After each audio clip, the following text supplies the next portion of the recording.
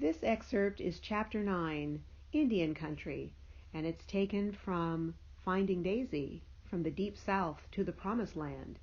It takes place in Calhoun County, Alabama, in the 1830s and 1840s. My grandmother Daisy is speaking. This is entitled The Chocoloco Valley. Long ago, in the Chocoloco Valley, in what used to be called Benton, but is now Calhoun County, the storyteller always began her tales in the same way, talking about our ancestors from Central East Calhoun County, Alabama, located near the Georgia border.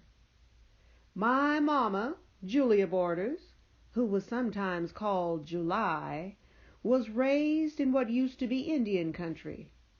Julia was born in 1834 in Jackson, Georgia. It was a year or so before 1840, when she and 27 other slaves traveled about 150 miles on foot, which took them around 20 days.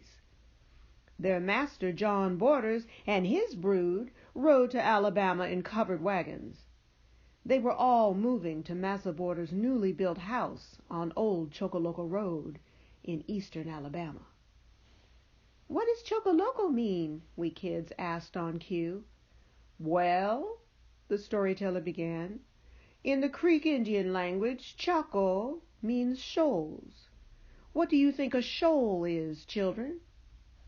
"It's a large number of fish swimming together," we cried in unison, having heard this question many times. "That's right.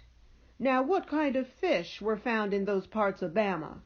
the storyteller asked, deliberately stringing out the story for as long as she could before getting to the good parts. This also served as a teaching lesson, for she felt it important that children understood the history and geography of where their ancestors lived. "Darter, pygmy sculpin, and blue shiner," we responded together. I added, "and there were also lots of slimy snails and clams and black mussels in the water." The storyteller smiled at my addition, and I flushed inside with her approval. Being 8 years old at the time, I was the second youngest of the grandchildren, and therefore was usually treated as though I didn't know a thing.